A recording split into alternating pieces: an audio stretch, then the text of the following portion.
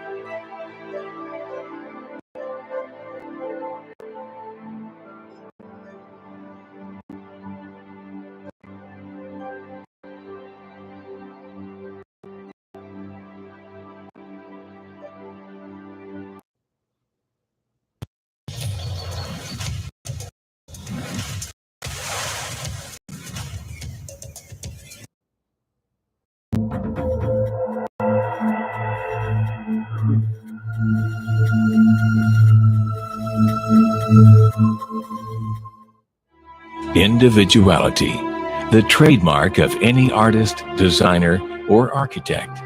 Each desires a uniqueness to their creation, a quality that separates it from any other.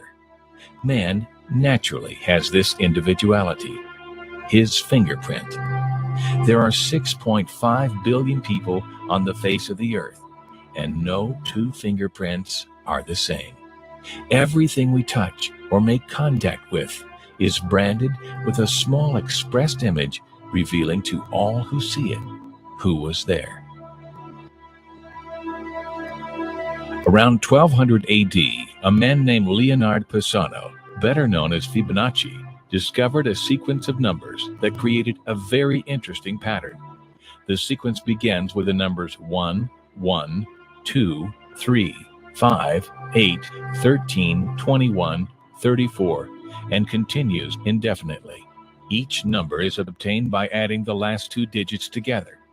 A rectangle with a length and width of any two of the numbers of this sequence forms what is known as the golden rectangle, a perfect rectangle. A golden rectangle can be broken down into squares the size of the next Fibonacci numbers down and below. If we were to take a perfect or golden rectangle, break it down into smaller squares based on Fibonacci's sequence, and divide each with an arc, the patterns begin to take shape. We begin to see Fibonacci's spiral. The spiral in and of itself is insignificant. Its importance is revealed in where we find it. Take, for example, the floor. The display of its floor are in perfect spirals of 55, 4, and 21. The sequence of Fibonacci. The fruitlets of the pine create the same spiral based on the sequence. The pine cone does the same. As currents move through the ocean and the tide rolls onto the shore, the waves that bring in the tide curve into a spiral that can be mathematically diagrammed onto a plot at the points 1, 1, 2, 3, 5, 8, 13, 21, 34, and 55. Buds on trees, sailors, starfish, petaled flowers, and especially the nautilus shell are formed with this exact same blueprint. With each segment of growth, the nautilus adds to itself one more value on Fibonacci's scale. This blueprint can be seen around us on a small scale every day, but the best example of all is directly above our heads. At an average of 100,000 light years across, even the spiral of the galaxies above us are formed with the exact design that the tiny shell is formed. This sequence or blueprint appears to be the trademark of a designer, a proof of a creator, something left behind indicating the one who was there, a fingerprint. As we scan our universe from the tiny flower to the awe-inspiring galaxy, we see the fingerprint of God. You know, Mother Nature uses all kinds of mathematical languages. That when we go to understand physical phenomena, we generally find that there's some sort of mathematical underpinning to whatever the phenomena is. You know, like the Fibonacci sequence. Just like that series you find in nature? Like the face of a sunflower? Where are the spirals? You see this math everywhere. Encoded data. How did we end up in a universe like that? Why should the world behave according to mathematical laws? And it turns out, in fact, all of our senses appear to rely on sort of Fourier transforms, that they all seem to use the same mathematics. So again, here's evidence that the brain uses the same mathematics to decipher the sensory world as are involved in the making of a hologram, which is, as I say, not proof, but compelling evidence that something is going on there. Not only that it becomes easier to describe with mathematics. As you go deeper and deeper into reality, mathematics becomes the only way to describe reality. There's a conspiracy to hide this information that DNA is a Fibonacci, is an exemplification of this number called, or entity ratio sequence called the golden ratio, the ratio that proves the existence of intelligent design, or the reality of intelligent design of the cosmos. I mean, if you go to the golden ratio site for Wikipedia too on the same theme, they don't mention any of this stuff in nature that we're going to talk about here, that we talked about on the show 2 days ago, and that we're talking about here. They talk about how it's found in architecture and math and all this kind of stuff. They don't discuss it how it's found in the measurements of the human arm. Why not? It's just, I mean, well, I think I'm making, that's the point here. I think that just made sense to me, thinking this through as I say it to you. It has to be a conspiracy. How could all of this be overlooked, and how could Wikipedia leave it out? It can't be. It has to be somehow that big money has pushed their influence somehow, and they've had a drive to keep this covered up or something. These can't all be coincidences, and since they're doing that with everything else, it has to be the case that there's some movement to keep this stifled. I mean, why isn't? And here's another piece to add to this. Why isn't this in our education system? We learn all this junk geometry, pea-brain stuff when you take geometry in high school, and they don't teach you about any of this, the golden ratio everywhere in nature. I went through elementary school, high school, college, undergrad degree in college, master's degree, and halfway through PhD, and never was any of this mentioned. And we know who controls the universities, the big money behind it, all the way up to the Illuminati Nephilim controllers. So this can't be, this is planned, okay? And you just wonder, it's got to, I mean, I'm almost concluding here in my mind this Davidson College site showing up #1 in Google all the time and first page, and Wikipedia having the strange measurements which don't correlate with all kinds of these examples from academic sites I'm finding. I'm putting them all, pictures of the screenshots in the newsletter. It's got to be a conspiracy. I mean, we could keep going compiling the evidence. It would just all lead to it. So, and if we could keep compiling evidence of it being a conspiracy, I mean, everything points towards it. I'm just throwing ideas off the top of my head. These strange sites show up at the top. Wikipedia is wrong. It's covered up completely in the best-selling books about the golden ratio, which come from wealthy university professors. It's the universities and education, government-controlled education system absolutely covers it up. You see how, I mean, everything's falling in the same direction. So when everything, all these conclusions point to the same direction, that it's covered up and hidden. The geometry, the structure of nature is designed on the basis of what is called fractal. This is your life. You want to get it right. So now you're ready. Fractal geometry.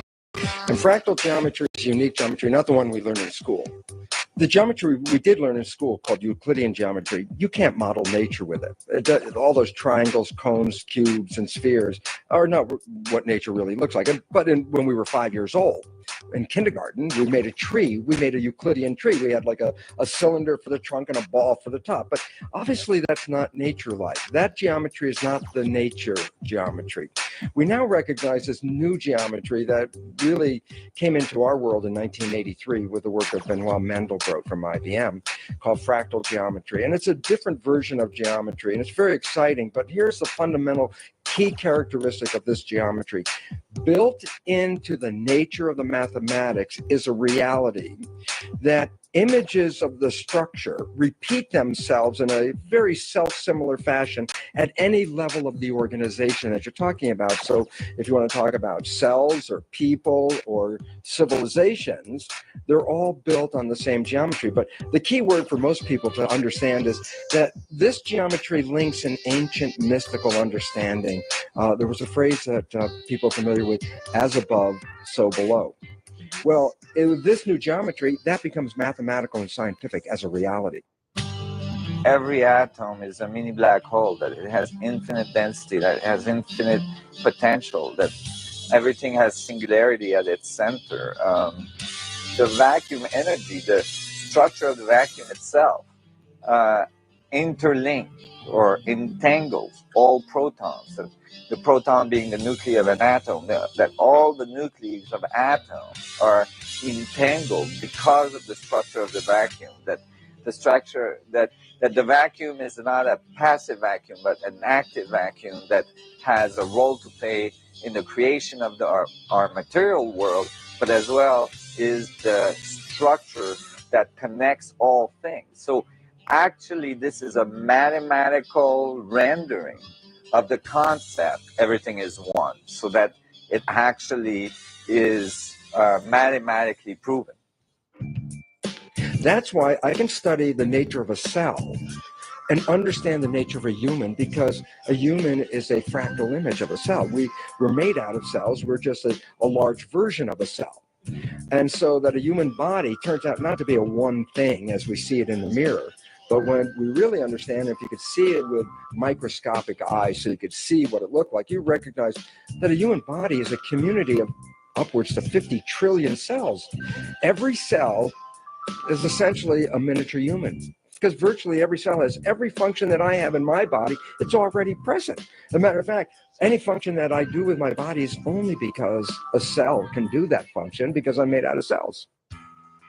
Oh, I think that the world of physics and the world in general is transforming, and that there's an opening that's occurring. And certainly in physics, there's a level of arrogance that slowly fades away. Not so long ago, when I started in bringing work to the physics community, 15 to 20 years ago, the tendency was to think we've got the universe pretty well all figured, and all we need is a few little things to work out, and then we have it. And so there was a lot of arrogance in the way physicists were interacting with new ideas and so on.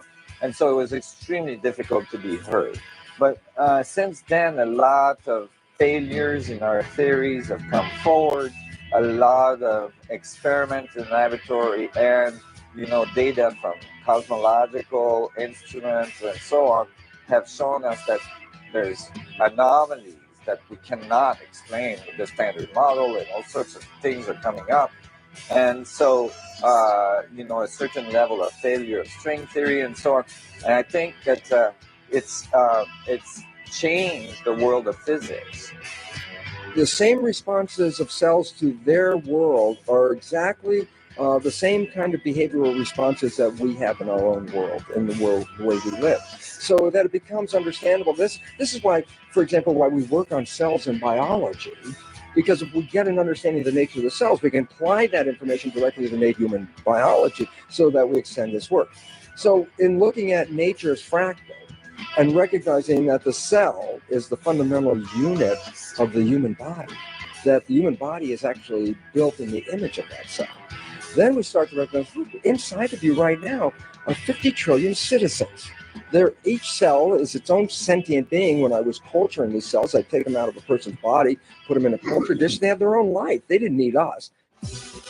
It helps other physicists to look at it, to get some credibility in the physics I'm writing, and to make people aware that we are not living in a finite world, that the atomic structure itself has this infinite potential within it, that when people are talking philosophically or spiritually about their infinite nature and all this, it doesn't have to be outside the physical world, that the actual physical world is what they're talking about, that philosophy and spirituality are not divorced from the atomic structure, that the atomic structure is actually a manifestation of this dynamic of creation that we might call consciousness or spirituality and so on.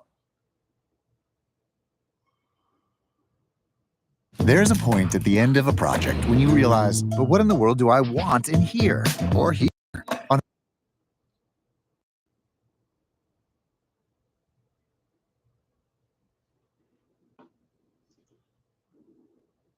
In the past few months, I figured out that the more we study vortex-based mathematics, the golden ratio, geometry, and the Fibonacci sequence, the more we believe that there's a creator.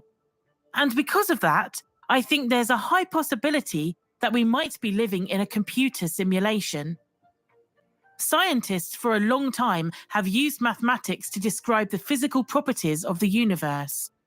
But what if the universe itself is math? That's what cosmologist Max Tegmark believes.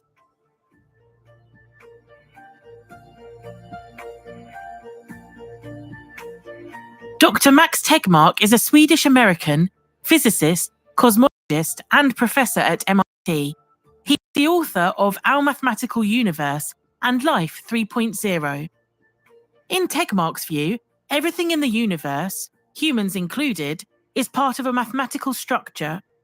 All matter is made up of particles, which have properties such as charge and spin, but he says that these properties are purely mathematical, and space itself also has properties such as dimensions, but it's ultimately a mathematical structure.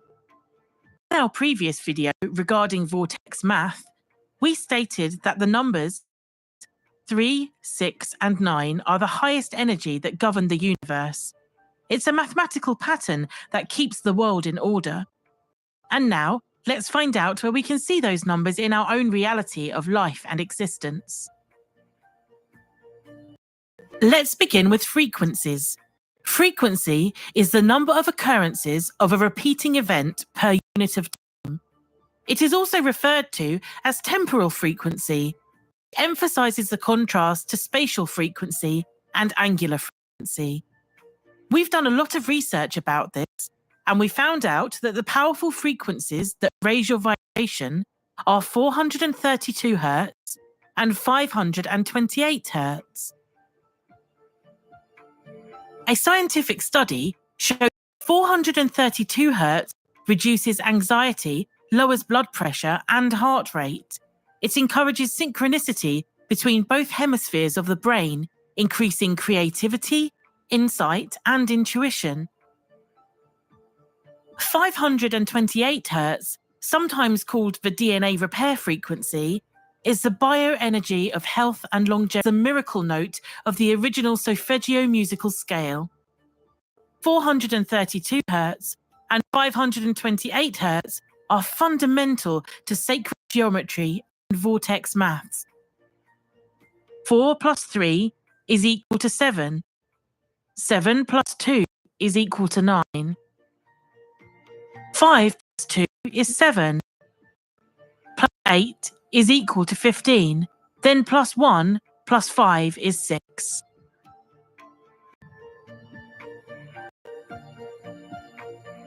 Way back in the 11th century, a Benedictine monk named Guido de Zero introduced a musical scale that we now know as the solfeggio frequencies. As you can see, if we add those numbers, they all reduce back to 3, 6, and 9.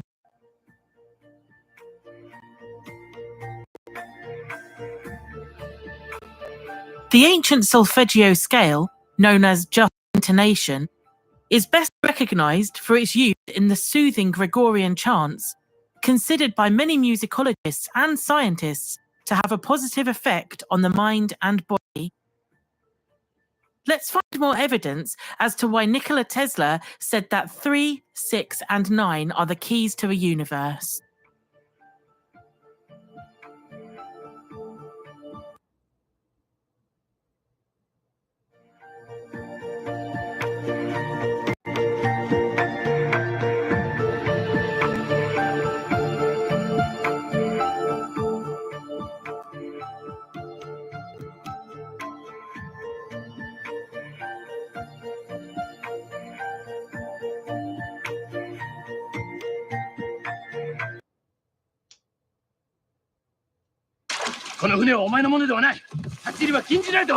I'm afraid you are forbidden from boarding without permission.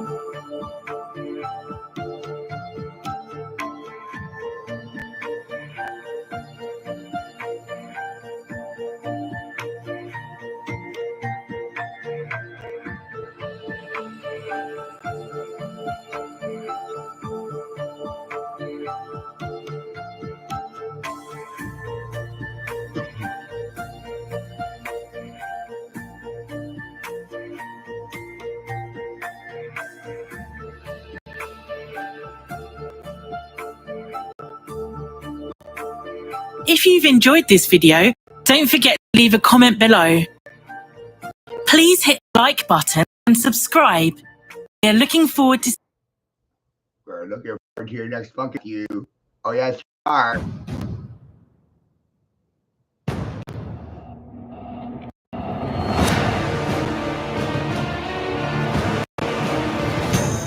Okay. Hey.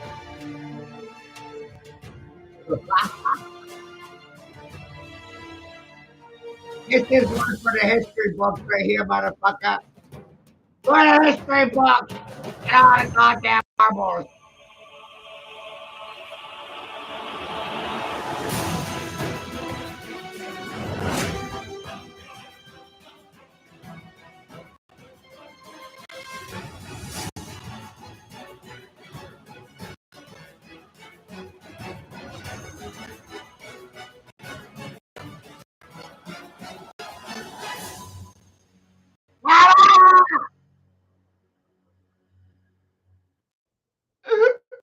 Hero.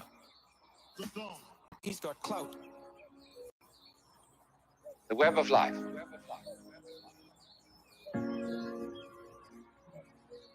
Let me try from the first to indicate the point that we're aiming at. How many years now? God damn, it's The point is this, that human consciousness is at the same time as being a form of awareness and sensitivity and understanding. It's also a form of ignorance. The ordinary everyday consciousness that we have leaves out more than it takes in. The ordinary everyday consciousness that we have leaves out more than it takes in. And because of this, it leaves out things that are terribly important. It leaves out things that would, if we did know them, allay our anxieties and fears and horrors. And if we could extend our awareness, you see, to include those things that we leave out, we would have a deep interior peace. Because we would all know the one thing that you mustn't know. The ordinary everyday consciousness that we have leaves out more than it takes in. The ordinary everyday consciousness that we have leaves out more, you know, according to the rules of our particular social game. One thing you mustn't know, that's really not allowed, that is the lowdown on life. And then the lowdown, on the one hand, means the real dirt on things. But the lowdown is also what is profound, what is mysterious, what is in the depths. And there's something left out. And our everyday consciousness screens this out in the same way that when you say you have weaving, you have, say, on this rug here in front of us, when the black finishes here, the black threads will go underneath and then appear again over here, then they'll go underneath the white and then they'll appear again over here, you know? So that the back will be the obverse pattern of the front. Now, the world is like that. The ordinary everyday consciousness that we have leaves out more than it takes in. The ordinary everyday consciousness that we have leaves out more.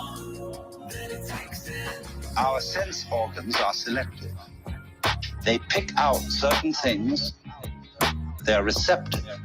For example, we have a small band. what you might call a spectrum of light, of sound, of tactile sensation, and so on, to which the human organism is sensitive. But we know that outside that small band, there is a huge range of vibrations to which we have built instruments that are sensitive. Things like cosmic rays, ultraviolet rays, gamma rays, hard X-rays, and so on. They're all outside the band of our spectrum. And obviously, there are things that are outside the range of our instruments. We may build new instruments someday which will evoke, bring into our consciousness other orders of vibration altogether, but yet, as yet, we don't know about. So you could imagine, you see, the universe is a vast, vast system of vibrations and has infinite possibilities. The ordinary, everyday consciousness that we have leaves out more than it takes in. The ordinary, everyday consciousness that we have leaves out more than it takes in. The ordinary, everyday consciousness that we have leaves out more than it takes in. The ordinary, everyday consciousness that we have leaves out more than it takes in. The ordinary, everyday consciousness that we have. I do it! Leaves out more than it takes to the ordinary, everyday consciousness that we have. Leaves out more than it takes.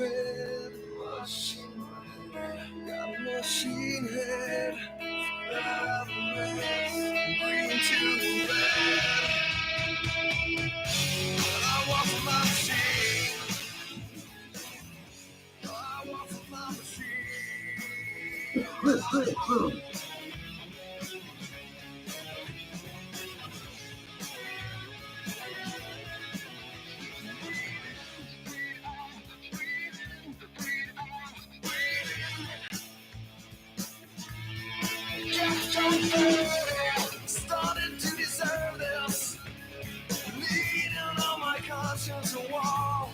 Blood is like wine, unconscious all the time. If I had it all again,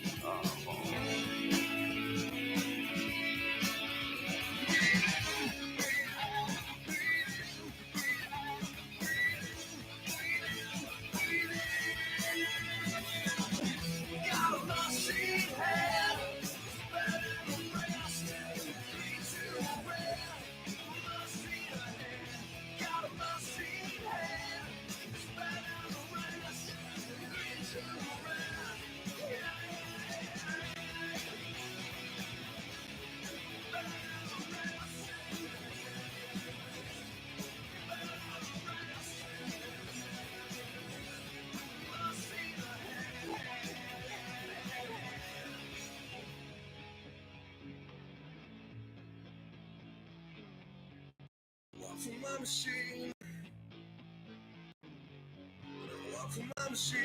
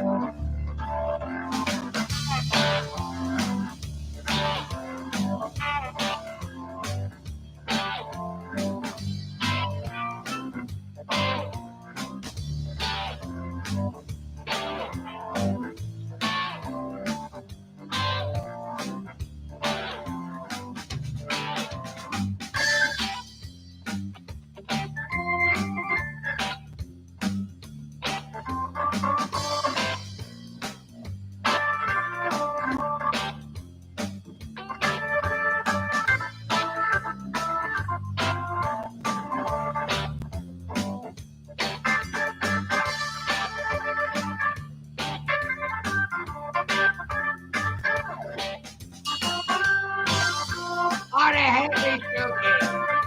They fucking hate me, Suki. Oh, they hate me.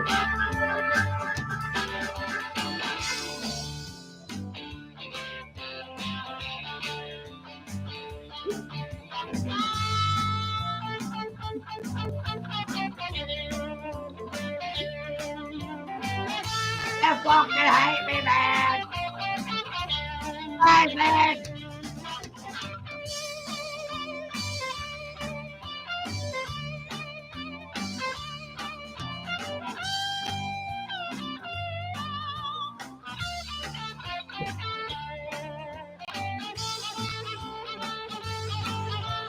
They hate me, oh, they do. They hate me, man.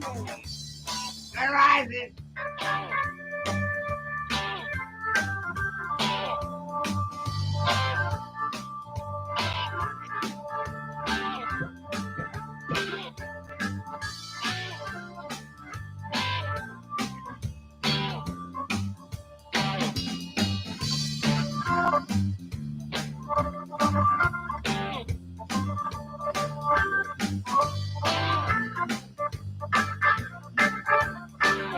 That's goddamn funny, ain't it? Fucking circle. Fuck.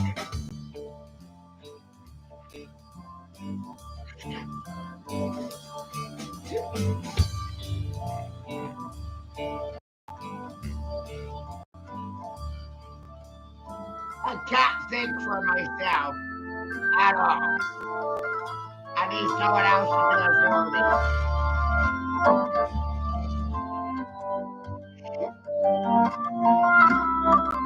I ain't okay about it.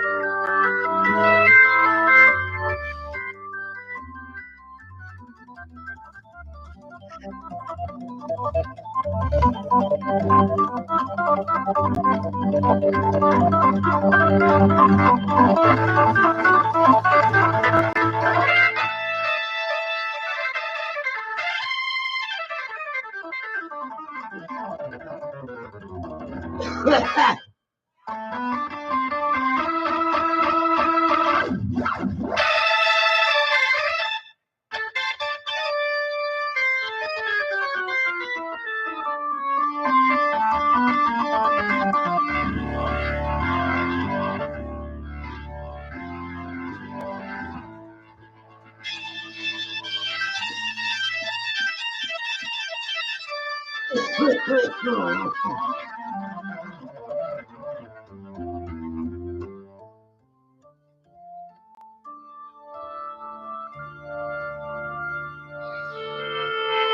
I'll ever get academic and stuff. No.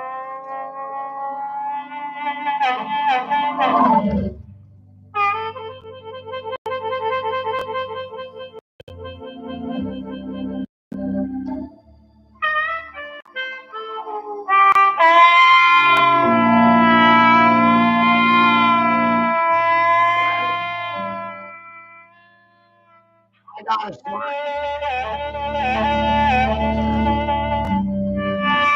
Those bugs. I had this thing.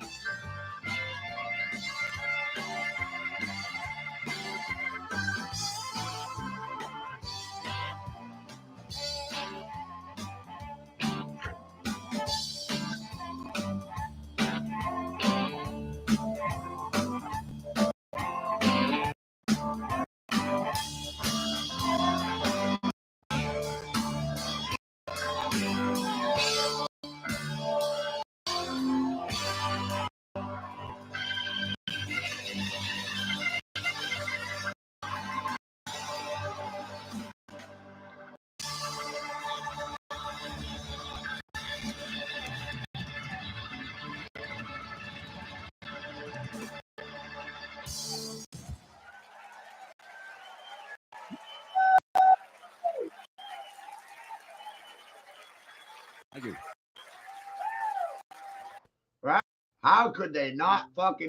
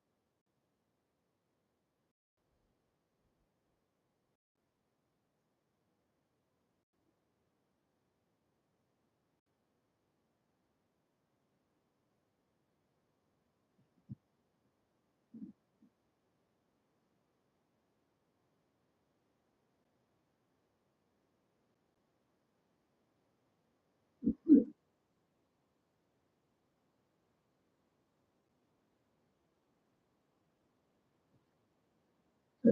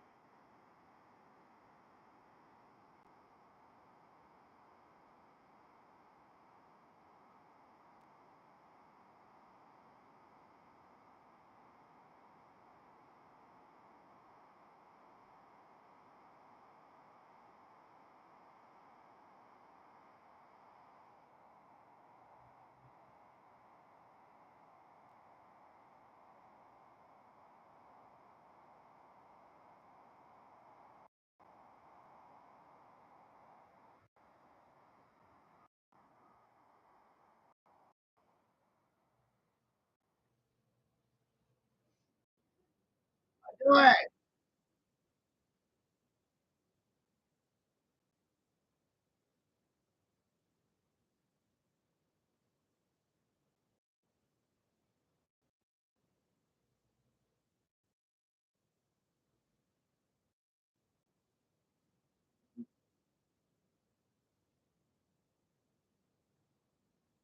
You gotta share, Snooki. That's the key. It's on you see. It's on you. It's always on you. Your fault.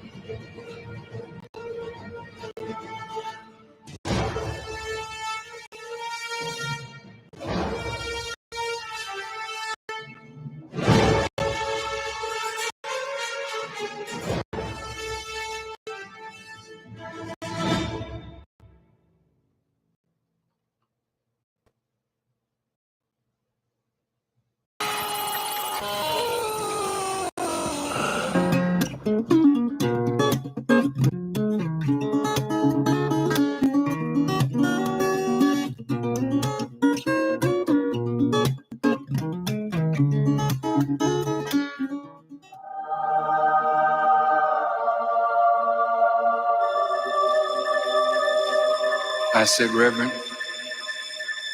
I can't put a time limit on you. You go and speak until you finished what you want to say.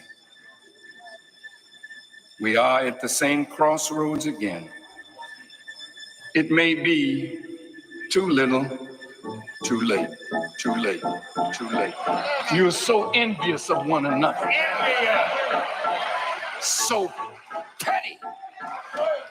You don't want nobody to outshine you. You shine, you shine, you shine, you shine, you shine, you shine, you shine, you shine, you shine, you shine, you shine, you shine, you shine, you shine, you. Some people say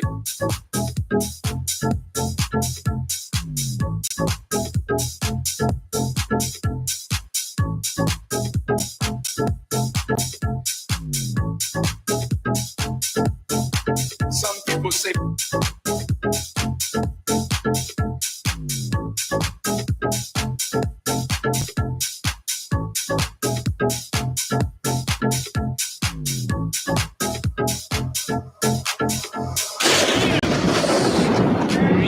for the people. I want you to hear me. Let me say something to you. If you don't get your act together, there will be blood in the street. Yes, sir.